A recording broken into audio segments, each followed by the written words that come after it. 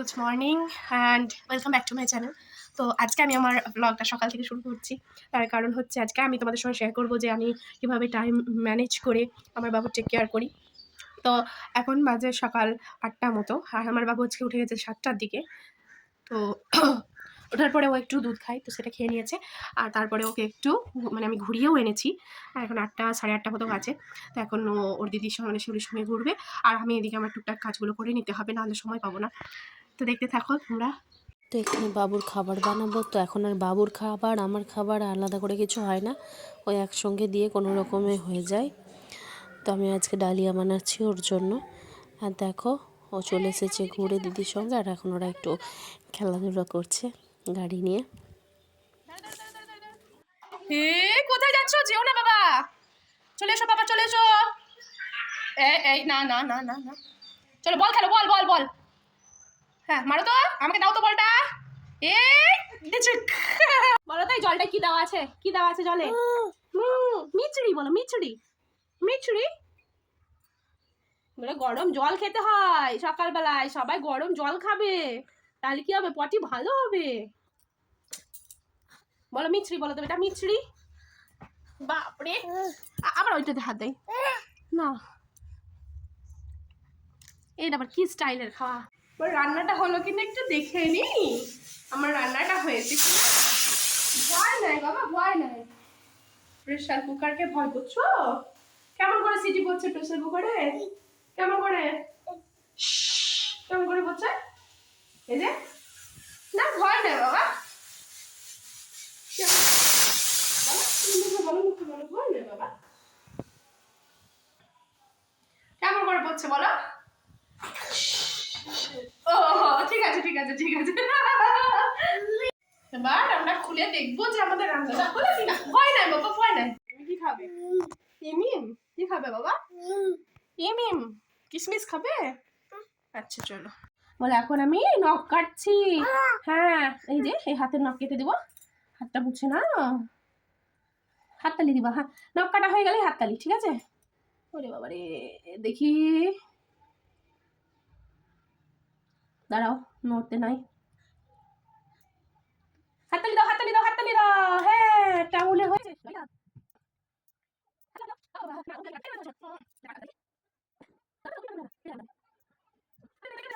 তো বাবুকে এখন খাইয়ে দেবো, আর ও এতটা খাবে না, বাদ বাকিটা আমি খেয়ে নেব। আর অল্প একটু ঘি দিয়েছি ওর। কমপ্লিট, বাবুর খাবারটা গরম ছিল তাই ভাবলাম স্নানটাই সেরে আসি। তো স্নান কমপ্লিট, এখন বাবুকে খাওয়াবো, তারপরে স্নান করাবো, তারপর স্কুলে যাব। হ্যাঁ এই ওরকম করো না বাবা, প্রথমেই না, ভালো করে না, প্রথমেই কেমন করছিস রে? এটা ফুল, দেখো ফুল, ডালিয়া। আমি ডালিয়া খাচ্ছি আর এখানে ডালিয়া ফুল। হ্যাঁ হ্যাঁ, দিদিকে বলে দাও যে আমি ডালিয়া খাচ্ছি। ওই দেখো দিদি, ওই দিদি। এই তুমি মাখছো কেন গোটা মুখে? প্রত্যেকদিন খাওয়াতে গিয়ে এরকম যুদ্ধ হয়। হ্যাঁ মুখে মাখছো কেন শিবাংশ? ছি ছি ছি, হাত।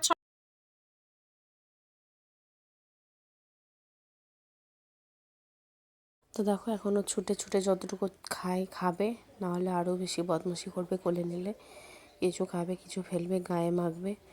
আর এরপরে কিছুক্ষণ বাদে ওকে স্নানও করিয়ে দেবো।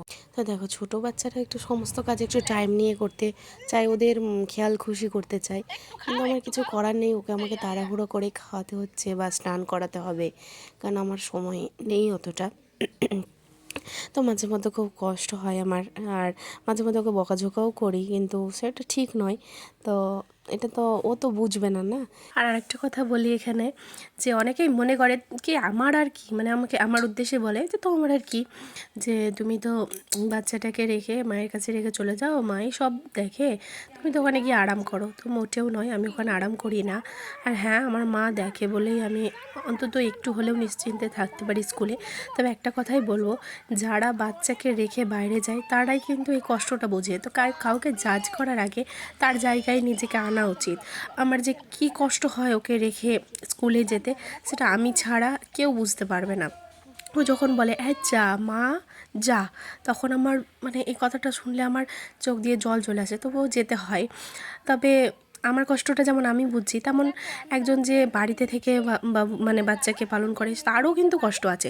তো তাকেও যেমন জাজ করা ঠিক নয়, তো যে বাইরে যাচ্ছে তার জন্য ইজি ব্যাপারটা এটা ভাবাও ঠিক নয়।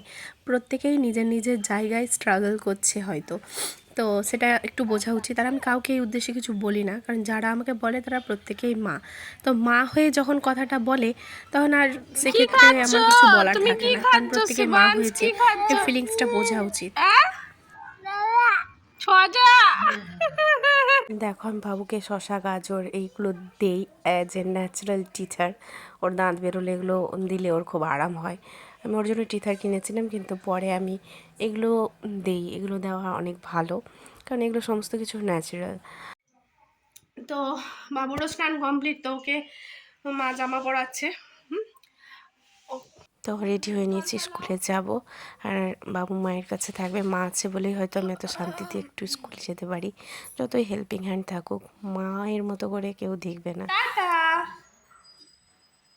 চলে আসবো বেটা, কাঁদবা না। হ্যাঁ হ্যাঁ টাটা।